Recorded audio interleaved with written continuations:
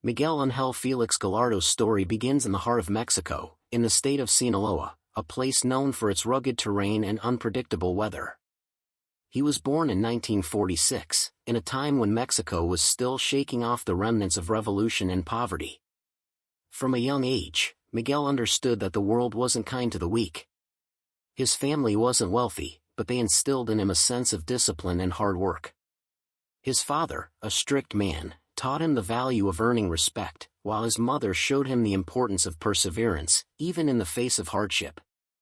Growing up in a town like Culiacan meant that survival wasn't just about making money, it was about making connections, knowing who to trust, and, when necessary, who to fear. From his early years, Miguel showed a natural intelligence. He wasn't the most outspoken kid, but he always paid attention. He observed the older men in the village, the ones who seemed to have power, but never flaunted it. These were the men who controlled the town's most valuable commodity, drugs. Sinaloa's remote location made it the perfect backdrop for the illegal trade of marijuana, poppies, and later, cocaine. Miguel saw these men build empires quietly, almost invisibly, and he knew that he wanted to be part of that world. When he reached his teenage years, he didn't follow the typical path of most young men in the village. Instead of joining his peers in the fields or the streets, Miguel enlisted in the local police force. It wasn't an obvious choice, but it gave him an edge, access to people in power, and a way to blend into the background while keeping his true ambitions hidden. His early days in law enforcement were about learning the system, understanding its cracks, and finding ways to move undetected through its borders. But Miguel had bigger plans. Little did anyone know, he was already laying the groundwork for what would become the most powerful cartel in Mexican history. As Miguel worked his way up through the police force, he learned how to play the game from the inside. He wasn't just enforcing the law, he was learning its limitations, finding ways to bend its rules without breaking them. The badge, in his hands, became a tool not just of authority, but of access. He had a way of connecting with people, both law-abiding citizens and criminals, who trusted him because he asked the right questions without making demands. His quiet demeanor and calm presence made others believe he was just another cop, but behind his eyes, there was always something more, something sharper. Through his connections in law enforcement, Miguel was introduced to the world of drug trafficking. His early involvement came through a few discreet dealings with local farmers and smugglers. They didn't see him as a threat, just a man who could keep things quiet. But Miguel's mind was always several steps ahead. He knew that controlling the flow of drugs wasn't just about protecting shipments, it was about controlling the entire process. From the field to the street, every piece of the puzzle had to fit perfectly. And Miguel had the patience to put it all together, piece by piece. By the early 1970s, his influence in Sinaloa had grown. He had moved from the streets to working with the bigger players, the men who were already running the marijuana trade. But Miguel's ambitions were far bigger than just being a middleman. He wanted to control the trade itself, control the routes, the distribution, and, most importantly, the money. He saw the American market as the ultimate prize. The demand for drugs across the border was high, and if he could control the flow of product, he would have the power to do anything he wanted. He began making connections with the right people, politicians, businessmen, and criminals, each of them a stepping stone toward his goal. They didn't know it yet, but they were part of the future that Miguel was already building in the shadows. Miguel's rise to power wasn't sudden, nor was it loud. He understood that to truly control the drug trade, he needed to do more than just smuggle goods across the border. He needed to make the system work for him, turning every obstacle into an opportunity.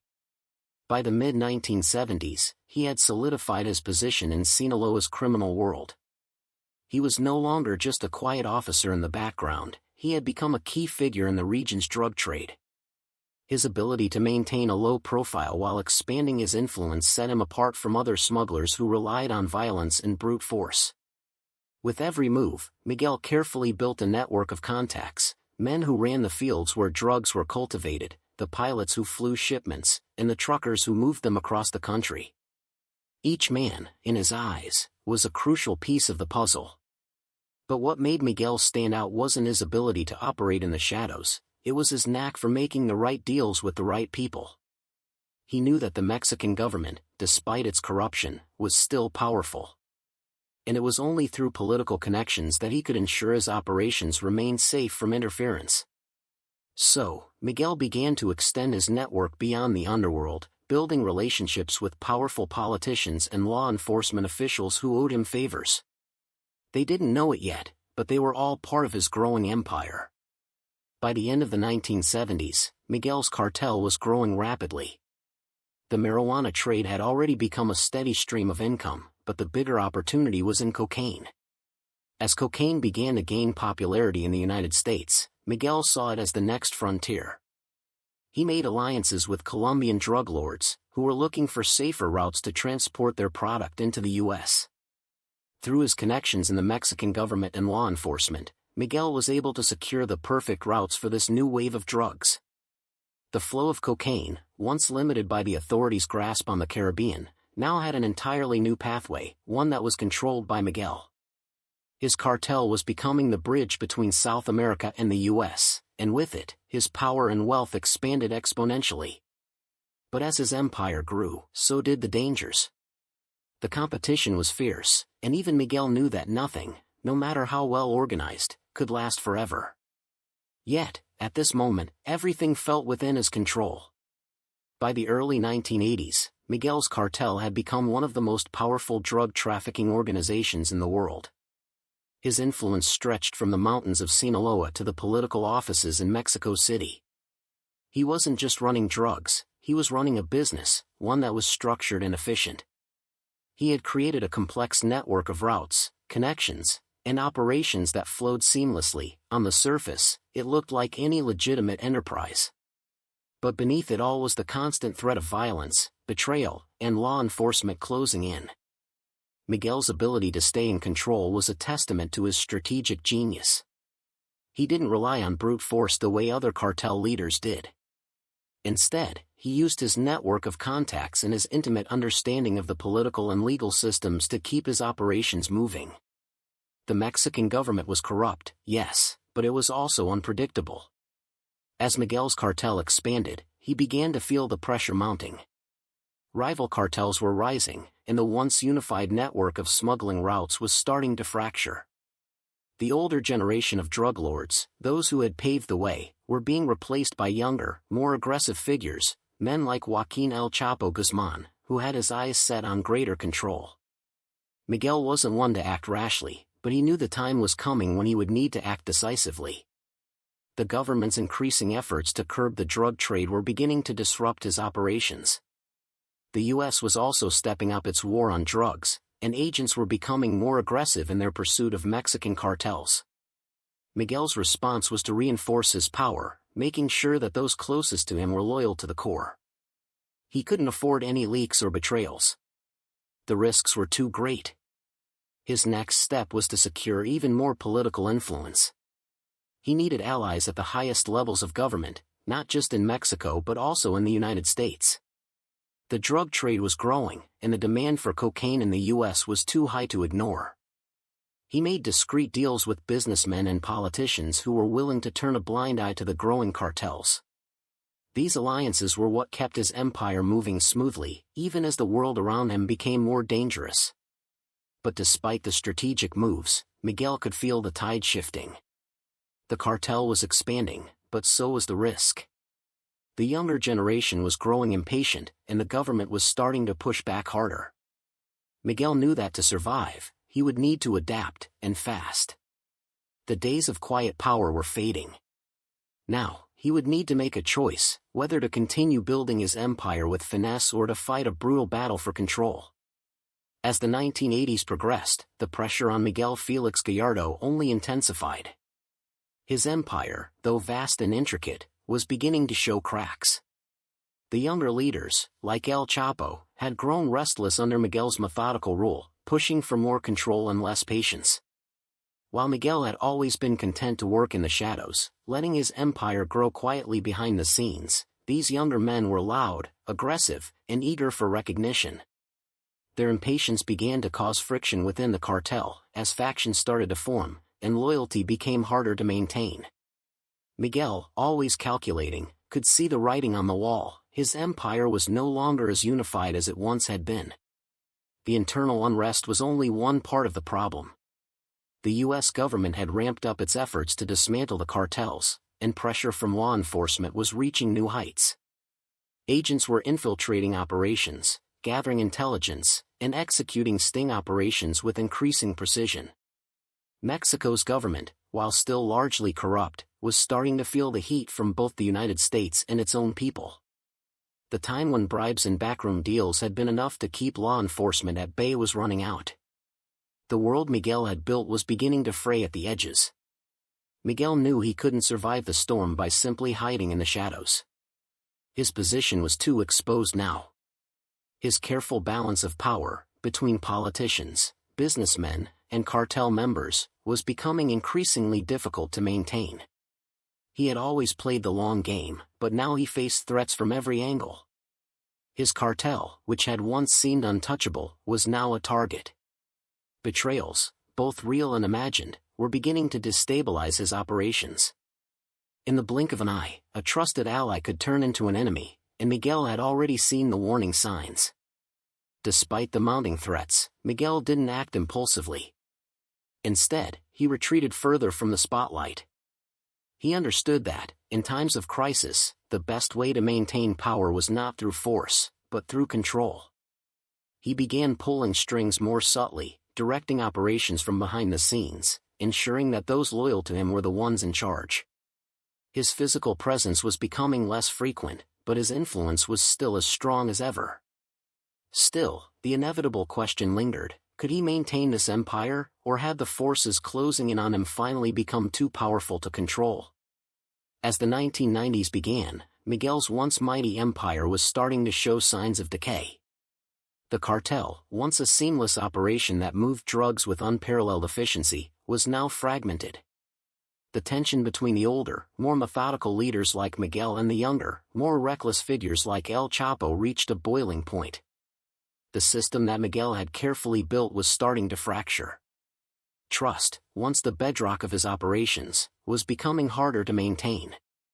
His rivals, both within the cartel and outside of it, had grown bolder, and betrayal felt like an ever-present threat. Miguel had always known that the higher you rise, the harder you fall. He had lived by this principle for years, taking every precaution to stay ahead of the law and his rivals. But now, even his meticulous planning seemed less effective. The United States war on drugs had escalated to new heights, and their efforts to destroy the Mexican cartels were becoming increasingly aggressive. U.S. law enforcement was flooding into Mexico, tightening the noose around the cartel's operations. The Mexican government, though still corrupted by Miguel's influence, was feeling the heat from both its citizens and international forces. Miguel's ability to buy silence from officials was becoming less reliable. The empire he had spent decades building was at risk of crumbling, and even he couldn't deny it. In the midst of this turmoil, Miguel realized he had no choice but to adapt. The world of drug trafficking was changing. The old ways of quiet smuggling and calculated negotiation were being replaced by open violence, and he wasn't sure how much longer he could operate without resorting to the same brutality he had once avoided. He began consolidating power in ways that were less discreet and more forceful.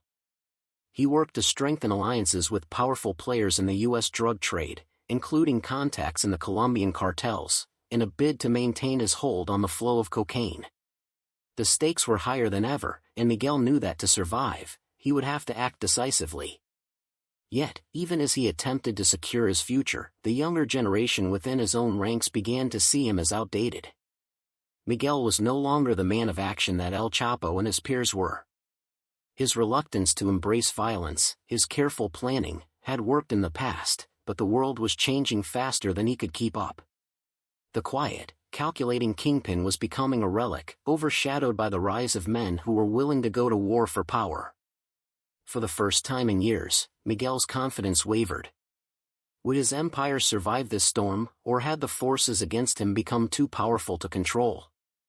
By the mid-1990s, the cracks in Miguel Félix Gallardo's empire had widened into gaping holes.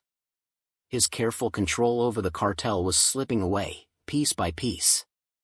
The young leaders within his organization, once loyal allies, had grown impatient and hungry for power.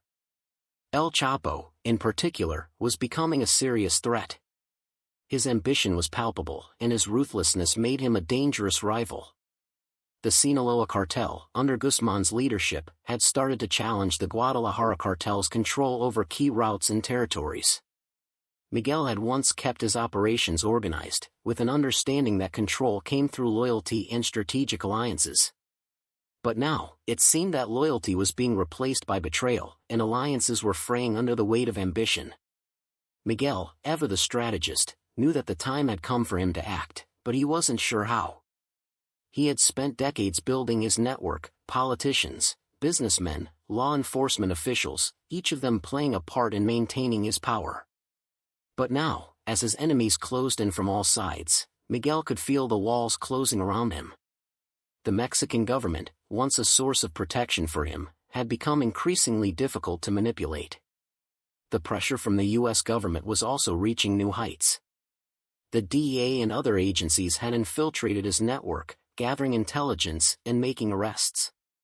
Miguel had always been careful, but even his careful maneuvering couldn't shield him from the growing scrutiny. His physical presence in the cartel had diminished over the years, but his influence still held strong.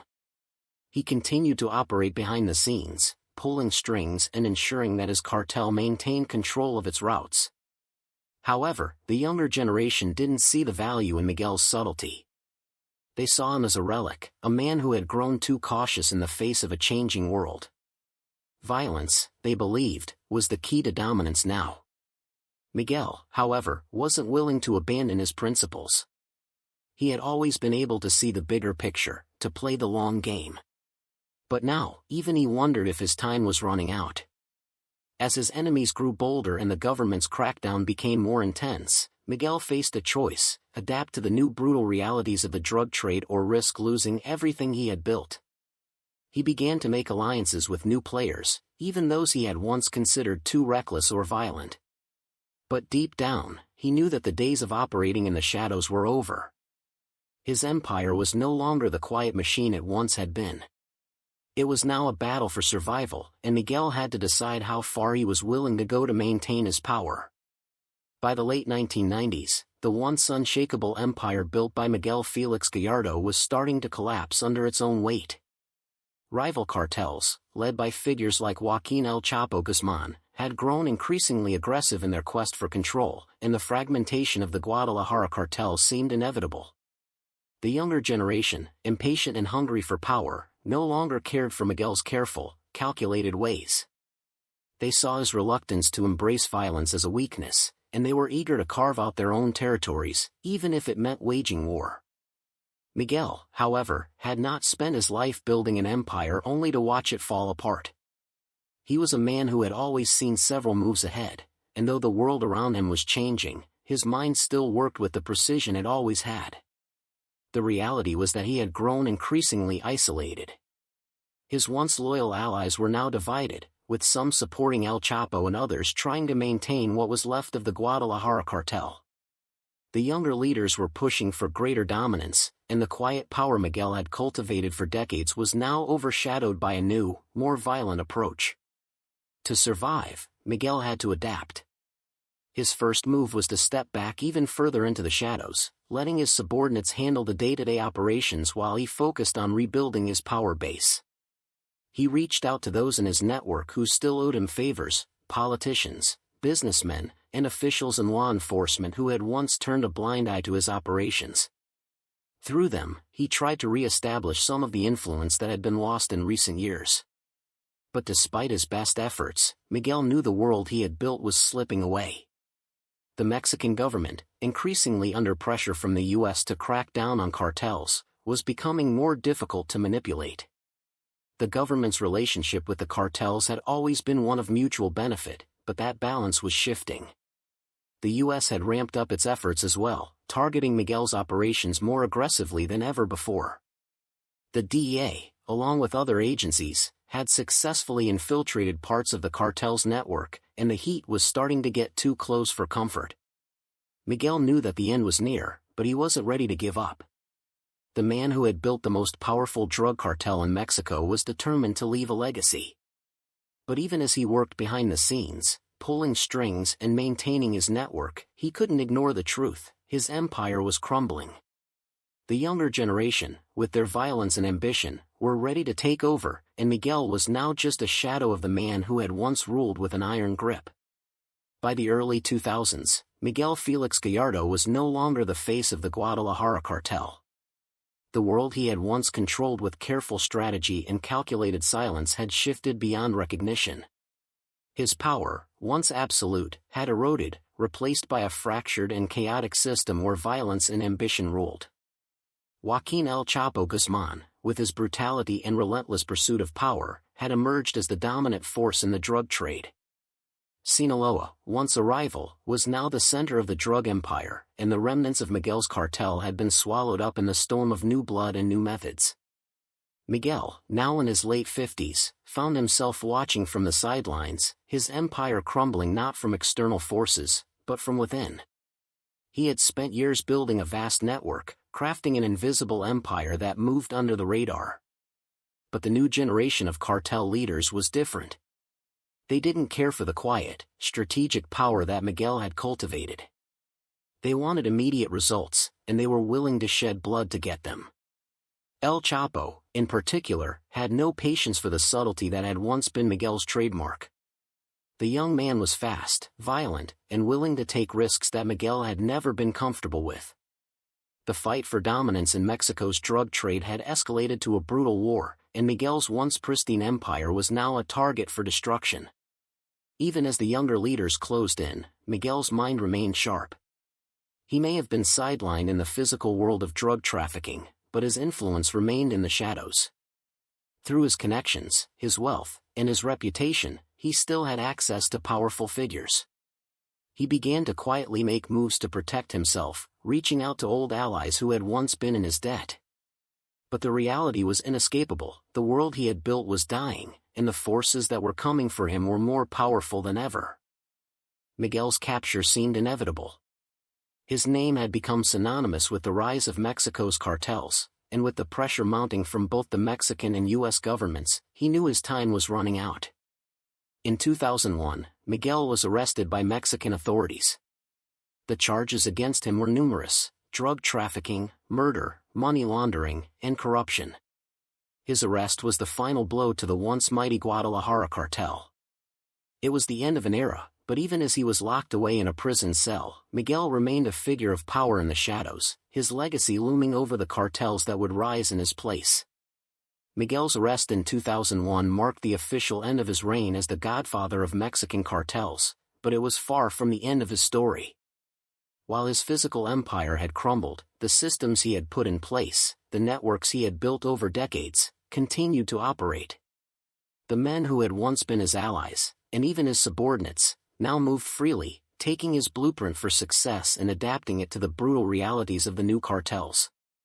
Though Miguel was imprisoned, his influence, even from behind bars, remained palpable. He had been the architect of the modern Mexican drug trade, and the legacy of his meticulous strategy still reverberated across the cartels that came after him. In the years following his capture, the Sinaloa cartel, under El Chapo's leadership, continued to rise to dominance, establishing itself as the most powerful criminal organization in the world. But even as El Chapo claimed his place at the top, there were still whispers of Miguel's name. It was clear that the foundation of the drug trade, its infrastructure, its connections, its methods, was built by Miguel.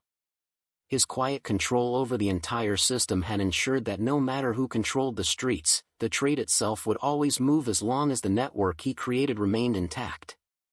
Miguel's time in prison was long, but it didn't diminish the power he had once wielded. He watched, from the confines of his cell, as the drug war raged on, as new figures rose and fell, and as the strategies he had pioneered became the standard in the industry he helped create. There were still many who owed him everything: his old associates, those who had been part of his empire, and even some of his enemies who knew that without him, the game wouldn't have been the same. Though his body was confined, Miguel's mind was still sharp, still calculating. The world around him continued to change, but he understood better than anyone that power wasn't always about being at the top. Sometimes, it was about the influence you left behind. His name, for better or worse, was etched into the history of Mexico's drug trade, a legacy that would never fade. Miguel's downfall was inevitable, but the empire he built, the silent force he represented, would outlive him. Even in his final years, locked away in prison, Miguel remained a ghost in the shadows, the godfather of Mexican cartels, a name that echoed through the halls of power, both legal and illegal, for generations to come.